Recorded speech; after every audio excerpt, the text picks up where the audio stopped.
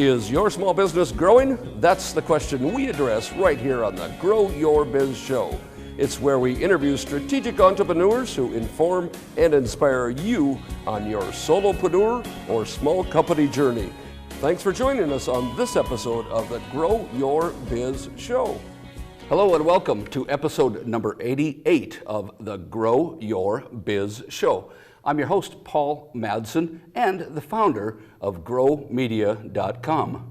Alex, GrowMedia.com helps small businesses to grow because we uniquely tell their story on social media. We're going to be back and hear Alex's story right after thanking our sponsor.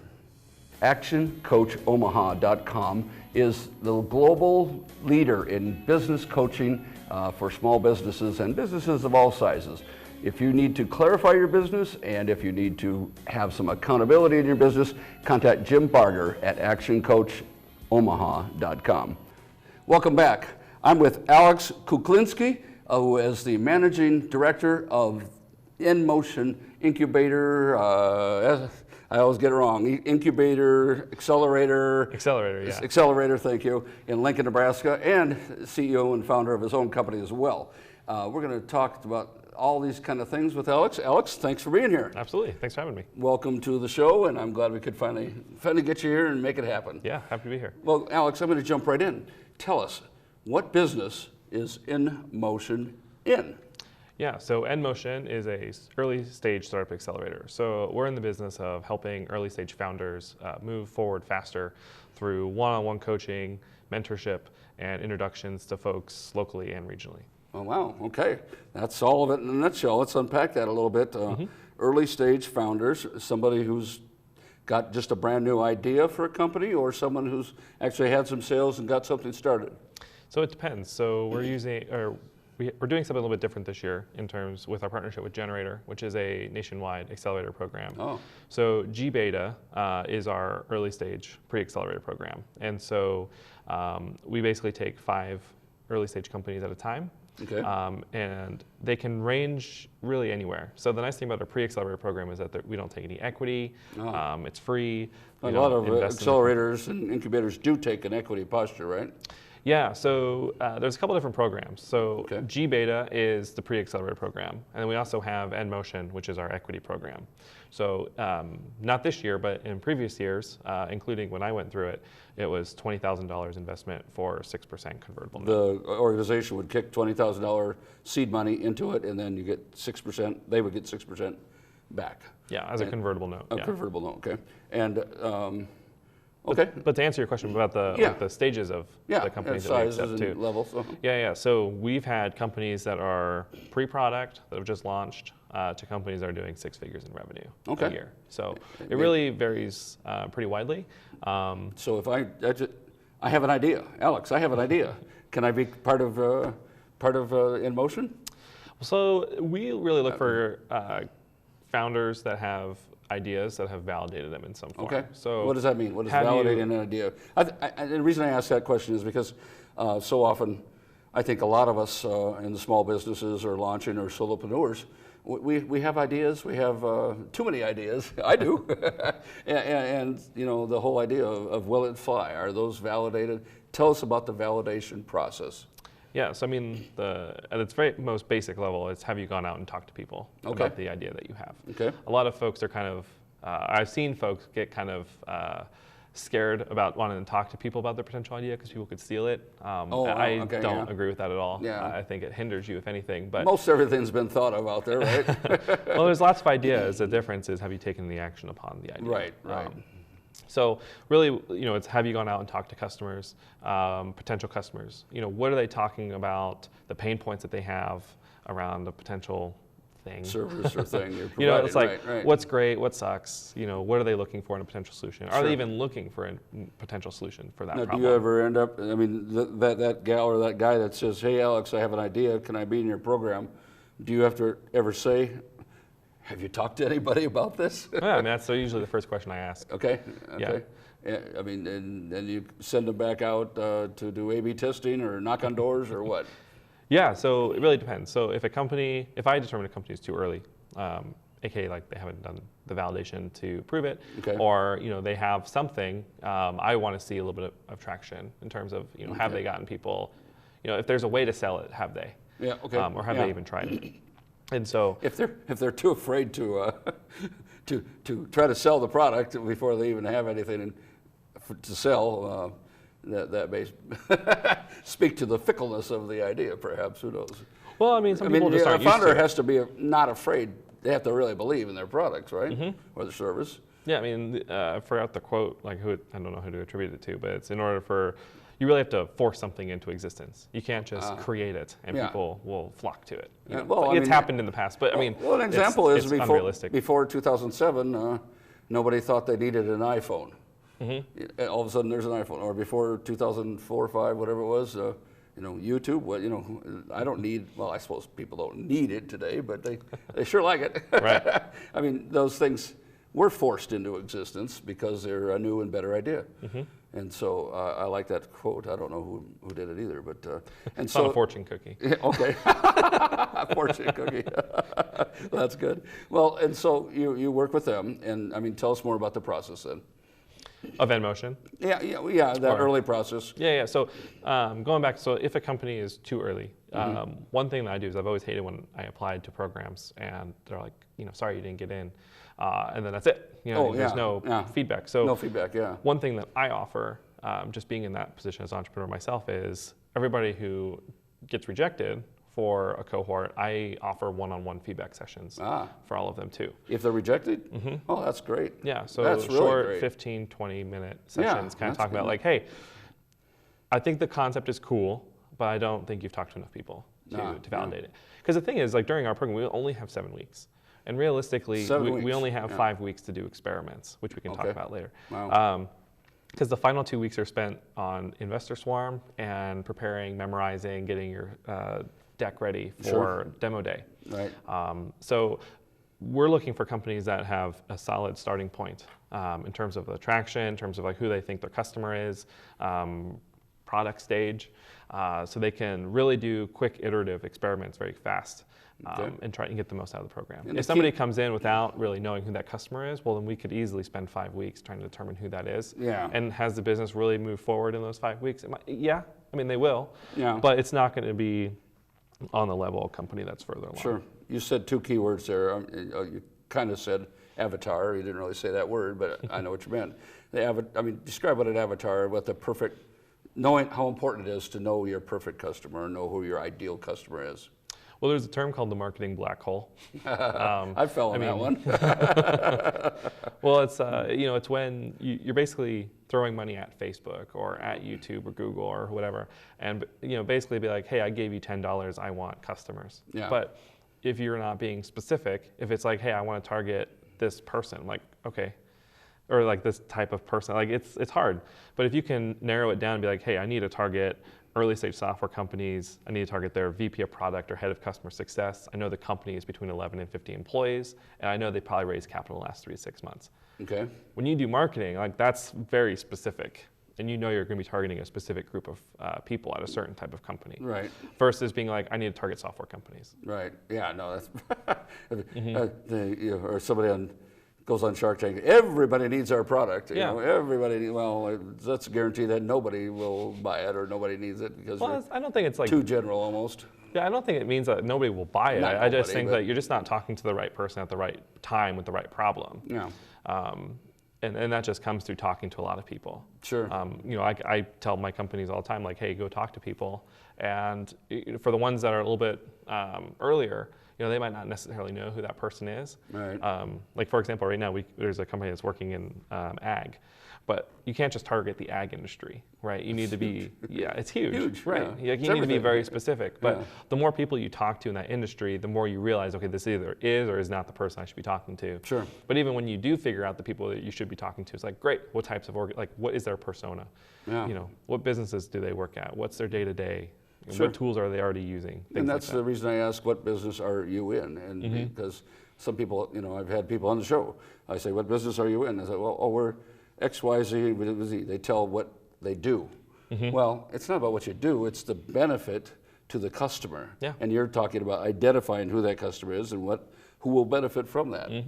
So no, that's terrific about the avatar and the narrowing things down, like you say, as far as the what did you call it? The Customer persona. Customer persona. I like that better than avatar.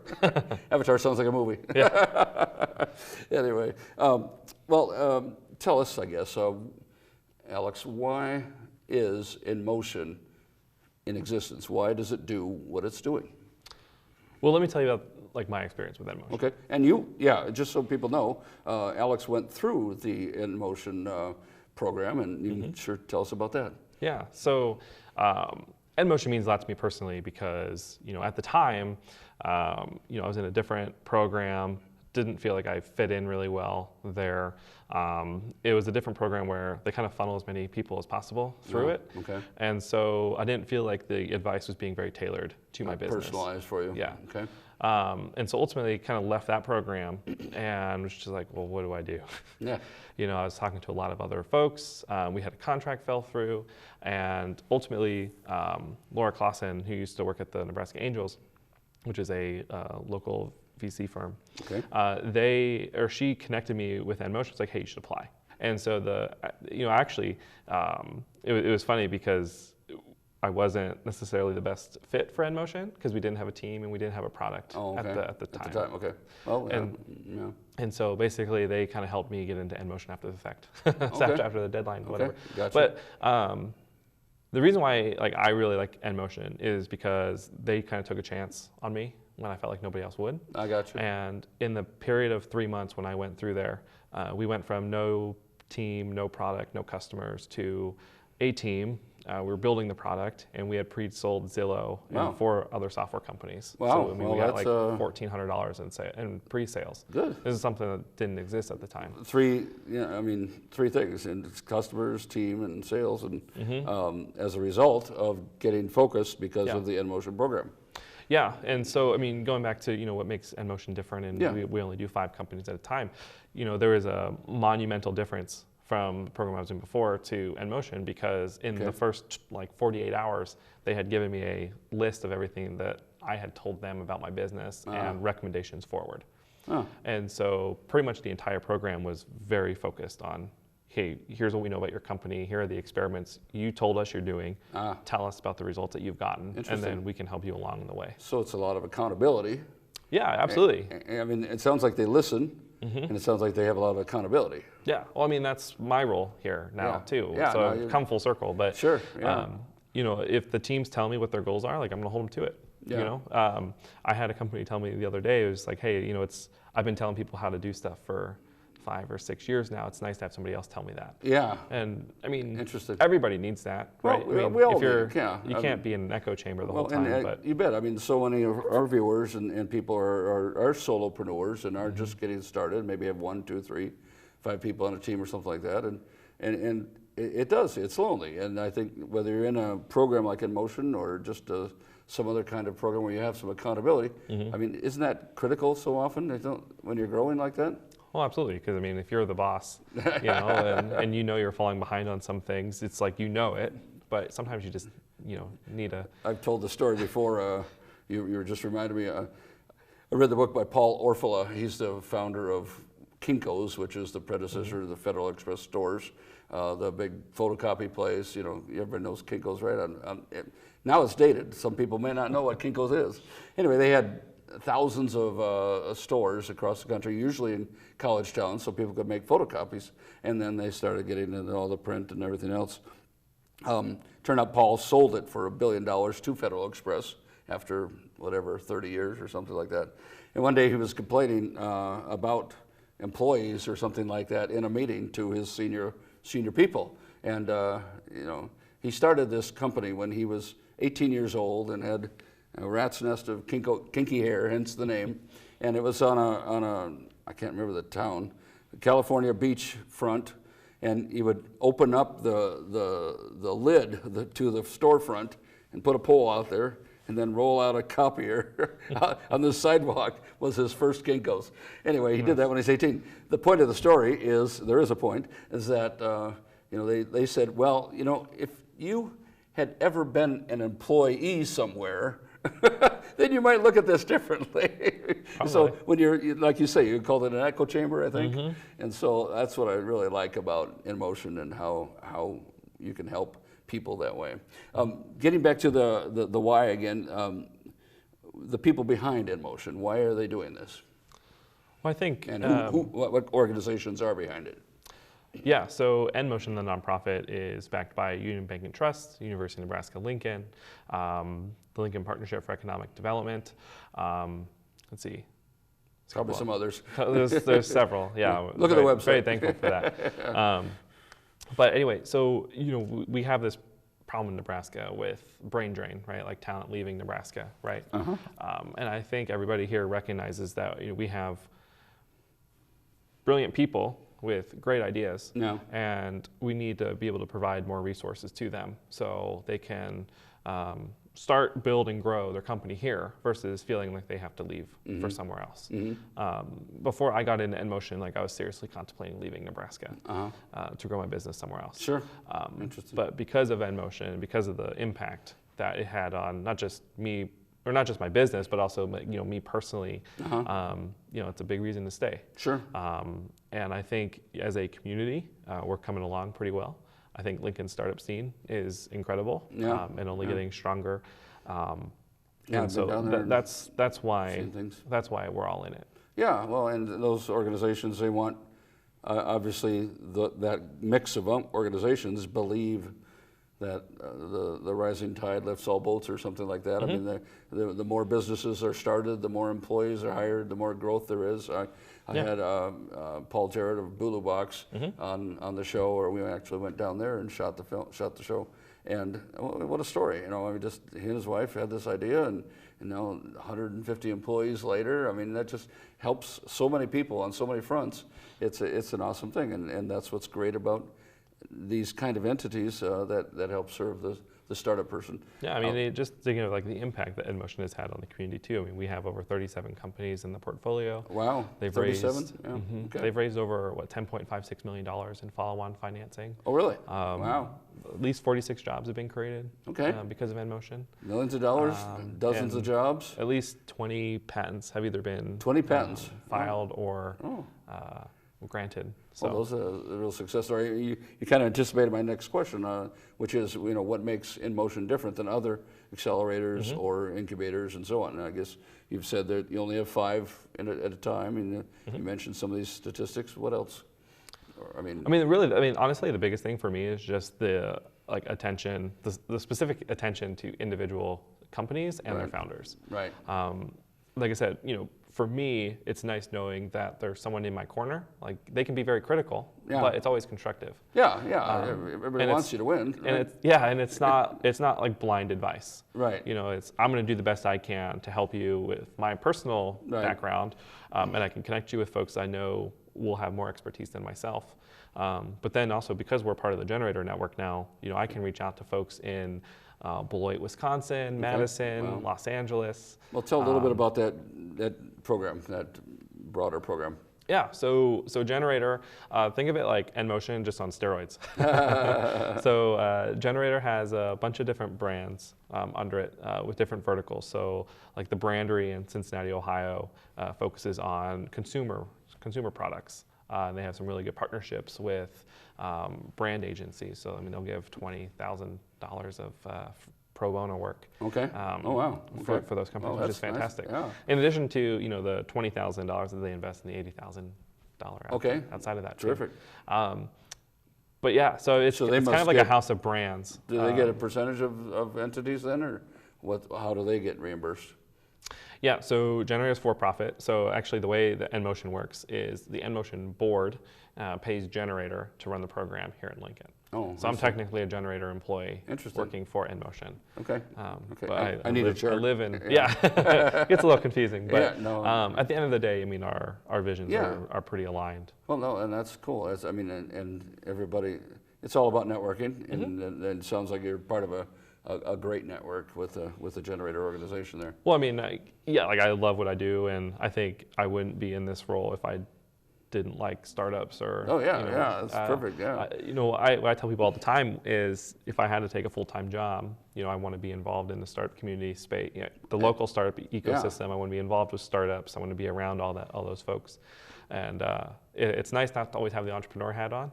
It's nice to have a community hat on and have like real conversations with investors, other community leaders, without having there to be this whole like, he's a startup founder trying to sell me something or whatever. And I can tell from our past conversations and your passion coming out now that it's the right place for you, and you're good at that because of that. Speaking of which, you talk about your own startup.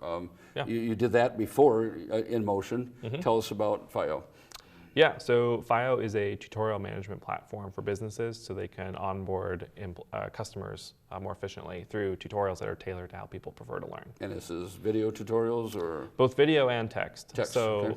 So my background's on YouTube. So I started making how-to videos when I was in high school. I don't know how many years now, 12, 14. a while back, a little bit ago now. They weren't cat videos, or were they? No, I did not become popular on YouTube because of cat videos. That's the easier route, though. Yes, right. But basically, a friend of mine in high school asked me how to do something, and because she was a girl and I was socially awkward at the time, I just threw a how-to video up on YouTube so I would help her that way instead of having to help her in person. And compared to all the other junk I was throwing up on YouTube, that stuck. More people viewed that than anything else, so I just kept doing it. And so, that I started getting paid from Google probably my junior year in high school. For ads or what? Yeah. Really? Ad revenue. What kind of volume did you have at the time to actually get money? Oh gosh. Well, I know it's a long time ago, and about every algorithm's changed and policies changed and all that. But well, I'm relaunching that YouTube channel here soon, so it'll be a learning experience. Relaunching my old YouTube channel. Oh, good. Okay. So, because the story is pretty long. But anyway, so just kept making how-to videos. Long story short, got over 23 million views. 23 million views. And Google says there's a few famous, in pretty baby. much every world. You're famous, baby. But I still have about 32,000 subscribers on YouTube, and just making how-to content. So the ad revenue helped pay for college. Any certain kind of theme or anything like that? Or? Just around tech. Okay. Anything from how to set up a Wi-Fi network in your house to how to play Xbox Live on the pedestrian bridge in downtown Omaha. And you get, what are some of your more popular, numbers of views or topics or whatever? Yeah, so I had a video that had a couple million views. Wow. And it was about so back when the iPod Touch just got the App Store. So this is when the App Store was brand new. So this was, again, a long time ago. Gotcha. But there was an app where you can make phone calls. And so I made a video where I was making a phone call using an iPod Touch, trying to get into an iPhone. Okay. And that got picked up by Mac Rumors, which is a huge Apple-oriented website. Okay.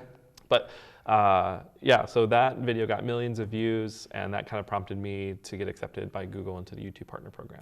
So that's how I started making money off. And so that you had to be accepted back. It helps you get paid and things like that. And you're still getting revenue from that. Definitely not as high. What's that? Definitely not as high. No, I understand that it changes by the week or something, all their policies and formulas and things like that. It's pretty hard to make money as an advertiser. There's affiliate marketing, there's a bunch of other ways, and content marketing and so on and so forth. But 23 million views, that's a pretty good credential. Yeah, so I got featured by like NPR, Engadget, Business Insider, so on and so forth. And what I learned from getting featured by a lot of those media organizations was that there was a huge demand for written tutorials. And so I had only been creating videos on YouTube. That's all I really knew at the time. Interesting. So then I was like, okay, well, there's this big need for written tutorials I never thought existed. So what I did was I launched this website, a WordPress website, where I would take my YouTube videos, embed them, and then put step-by-step instructions underneath. Okay. And that got, 288,000 impressions or whatever. Sure. Which is cool, but it just ultimately wasn't generating enough revenue. It was way too much work because people come to websites, they expect new content pretty regularly. I see. So, and you're turning that into a product then? Yeah. Is what you're going now. So that experience, basically I was graduating college, I was trying to figure out what this thing would become, found out that, creating content, this often just wasn't scalable by myself. Okay. And if I wanted to scale it, it was going to require a lot more capital than I had. Right. So I was kind of trying to think like, hey, what's this going to become? Then I discovered Lean Startup. principles, so going out and talking to people, whatever. Okay, right. So I interviewed like tons of content creators, content consumers, and businesses that provide tutorials to customers, and ultimately came up with FIO, which is it's just a platform that makes it a lot easier to create tutorials in both video and written form. It spits it out into a standard format where if you don't care about the first 3 steps in a process, you can click on step 4. That's nice. The video jumps to that point in time. That's nice, yeah. And the written step expands. Wow. So both the video and text are independent experiences. So if you prefer text, you can just click through the steps. But most people actually prefer both.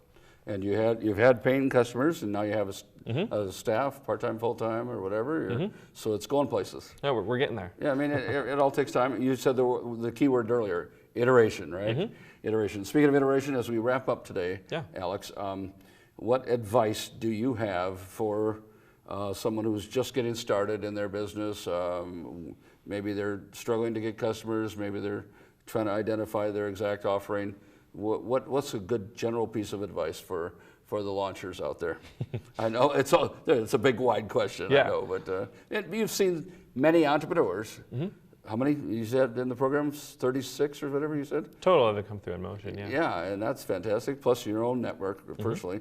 So you've seen a lot more in the startup community than a lot of people. So help Jane or Joe get to the next step. I think the biggest advice that I would give folks is just to, as Steve Blank would say, get out of the building and talk to as many people as possible about your idea.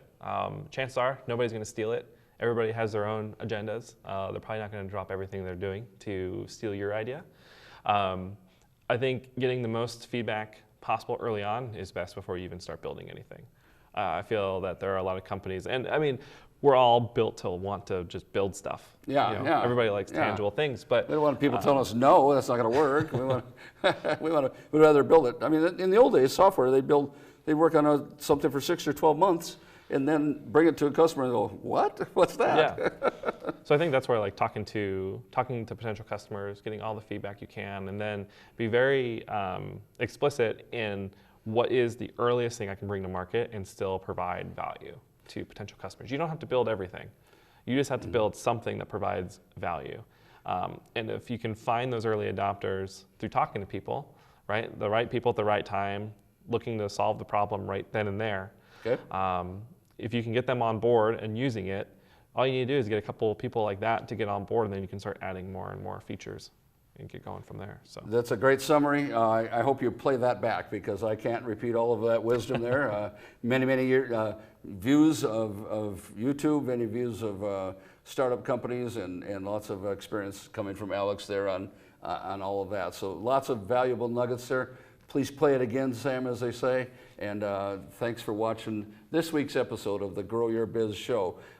Check out my website, growmedia.com, for offerings of coming up, such as self-promotion for baby boomers. And again, thanks for watching. And in the meantime, till next week, get out there and grow something. Thanks, Alex. Thank you.